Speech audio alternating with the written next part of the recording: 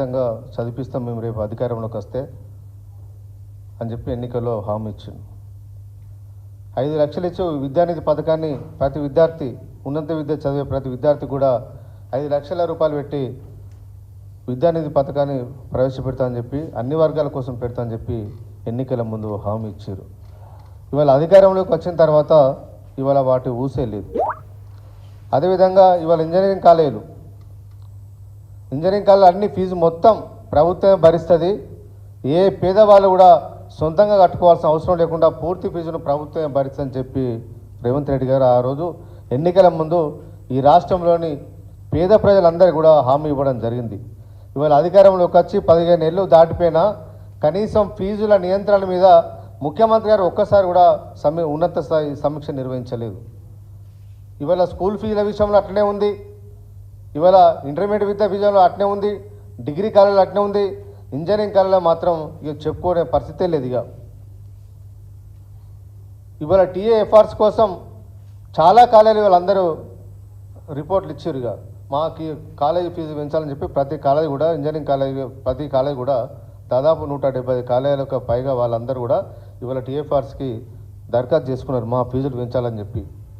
మాకు ఫ్యాకల్టీ రేట్లు పెంచడం, జీతాలు పెంచడం, ఉద్యోగుల జీతాలు పెంచడం, ల్యాబులు పెంచడం చెప్పి రకరకాల అన్నీ ఒక కొటేషన్లు ఇచ్చి ఇలా పెంచాలంటే ఇవాళ ఈ రాష్ట్ర ప్రభుత్వంలోని పెద్దలను ఆకట్టుకొని వాళ్ళ సహకారంతో ఇవాళ ఫీజులను 2,30,000 ఉన్న ఇంజనీరింగ్ కాలేజ్ ఫీజును ఇవాళ 2,60,000 ఉన్న ఇంజనీరింగ్ కాలేజ్ ఫీజును ఇవాళ 2,40,000 రూపాయలకు పెంచడానికి ఇవాళ ప్రభుత్వం సిద్ధమైనట్టుగా ఇవాళ మా దృష్టికి వచ్చింది. చాలా ఇంజనీరింగ్ కాలేజీలు పేదవాడు చదువుకోవాలంటేనే ఇవాళ భయపడే పరిస్థితి ఉన్నది. మంచి ర్యాంక్ వచ్చిన విద్యార్థి కూడా 15,000, 20,000, 30,000 ర్యాంక్ వచ్చిన విద్యార్థులు కూడా ఇవాళ ఉన్నత మంచి కాలేజీలో ఒక స్టాండర్డ్ ఉన్న కాలేజీలో చదువుకుందామంటే కూడా పేదవాళ్ళు ఇవాళ చదువుకునే పరిస్థితి లేదు.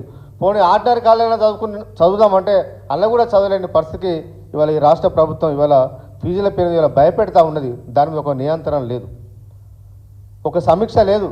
ముఖ్యమంత్రి గారు విద్యాశాఖను తన దగ్గరే పెట్టుకున్నారు, కానీ ఇంతవరకు ఇంజనీరింగ్ కాలేజీకి సంబంధించి ఇవాళ రిజల్ట్ వచ్చింది, వాటి మీద ఒక సమీక్ష నిర్వహిస్తాం, అసలు ఎంత ఫీజు ఉండాలి, ఎంత ఫీజు తగ్గాలి దాని మీద ఒక్కరోజు కూడా ముఖ్యమంత్రి గారు సమీక్ష చేయలే. అసలు తనకు తీరిక లేదు.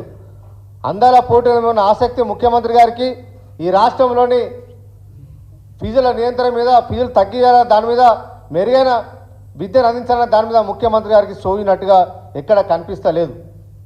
ఎప్పుడు నిర్ణయం తీసుకుంటావు, ఎప్పుడు సమీక్ష చేస్తామని చెప్పి వాళ్ళ రాష్ట్రంలోని చాలామంది పేద కుటుంబాలందరూ ఎదురు చూస్తూ ఉన్నారు. ఒక దిక్కు ఇంజనీరింగ్ కాలేజీల స్టేట్మెంట్లు ఫోన్ చేసి అడుగుతూ ఉన్నారు. క్వాలిఫై అయిన విద్యార్థులందరూ ఫోన్ చేసి మా కాలేజీలో జాయిన్ కాండి, 10 లక్షలకే డొనేషన్, 15 లక్షల డొనేషన్ చెప్తా అంటే విద్యార్థుల తల్లిదండ్రులందరూ భయపడతా ఉన్నారు. మరి వీటన్నిటికీ ముగింపు పలకాల్సిన బాధ్యత ఈ రాష్ట్ర ప్రభుత్వం మీద లేదని చెప్పి ఇవాళ మేము ప్రశ్నిస్తూ ఉన్నాం. ఒక సామాన్యుడు ₹1,00,000 పెట్టి ప్రతి సంవత్సరం ₹1,00,000 పెట్టి చదువుకునే స్తోమత ఉన్నదా? కాబట్టి ప్రభుత్వం ఇప్పటికైనా ఇంజనీరింగ్ కాలేజీల యాజమాన్యాలకు తలొక్కకుండా, వాళ్ళు ఇచ్చే డబ్బుల కోసం కక్కుర్తి పడకుండా, ఫీజు రింబర్స్మెంట్ వాళ్ళు అడుగుతున్నారని చెప్పి మీరు ఎంతైనా పెంచుకోండి, ఫీజు రింబర్స్ మాత్రం అడగకండి అనే విధంగా ఇవాళ రాష్ట్ర ప్రభుత్వం ధోరణి ఉన్నట్టుగా ఇవాళ కనిపిస్తూ ఉన్నది. కాబట్టి ప్రభుత్వం ఇప్పటికైనా అధికారులతో చర్చించి ఫీజులను తగ్గించండి. 2001 నుంచి ఇప్పటి వరకు టీఎఫ్ఆర్సీ వాళ్ళు ఫీజులు పెంచుకోవడం జరిగింది. ఇప్పుడు మళ్ళీ పెంచడానికి వాళ్ళు రెడీ అయిపోయారు. ఇప్పుడు అసలు ఈ కాంగ్రెస్ ప్రభుత్వం వచ్చిన తర్వాత ప్రజల కొనుగోలు శక్తి ఏమైనా పెరిగిందా? ప్రజల ఆదాయం ఏమైనా పెరిగిందా? ఏమైనా ఉద్యోగులకు, ప్రైవేట్ ఉద్యోగులకు ఏమైనా జీతాలైనా యాజమాన్యాలు పెంచిరా? ఎందుకు ఈ ఫీజులు పెంచాలి? ఎందుకు పెంచాలి?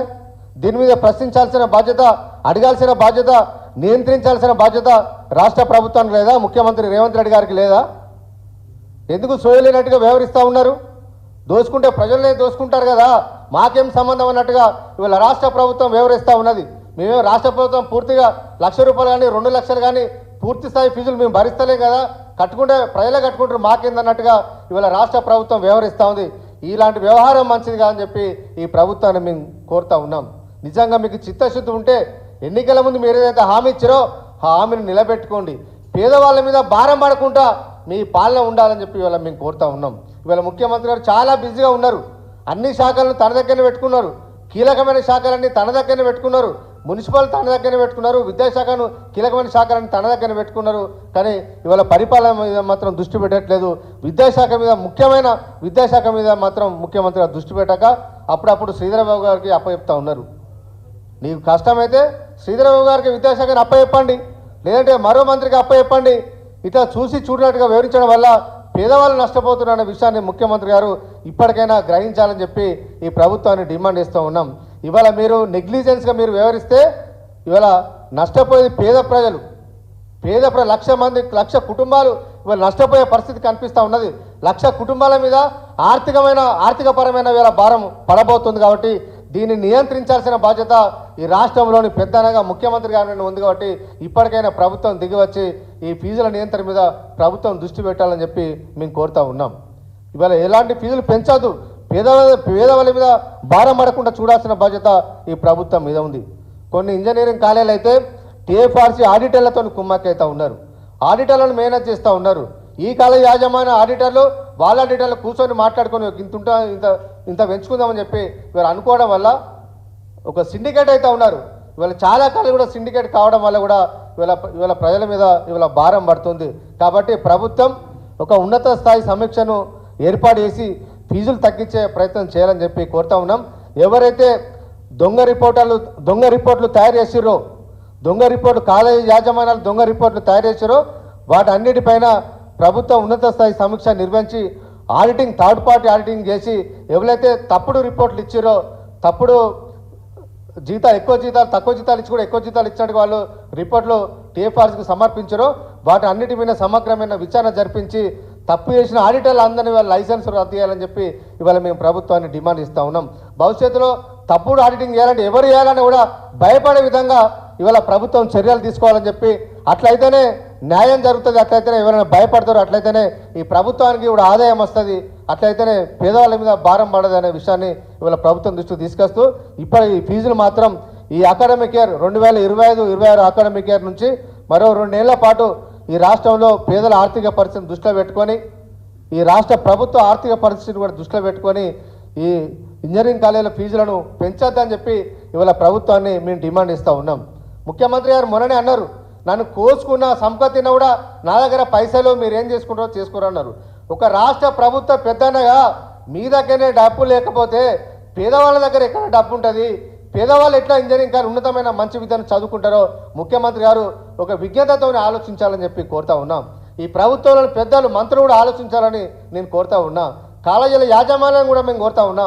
బయట పరిస్థితి బాగలేదు, ఎవరు కూడా పరిస్థితి బాగలేదు కాబట్టి ఈ ఇంత పెద్ద ఎఫర్ట్ని ఎవరు భరించలేరు. కాబట్టి ఫీజులను తగ్గించే విధంగా ప్రభుత్వం నిర్ణయం తీసుకోవాలని చెప్పి యాజమాన్యాలతో మాట్లాడి ఈ ఫీజులు పెంచకుండా నిర్ణయం తీసుకోవాలని చెప్పి ఈ ప్రభుత్వాన్ని మేము డిమాండ్ ఇస్తూ ఉన్నాం.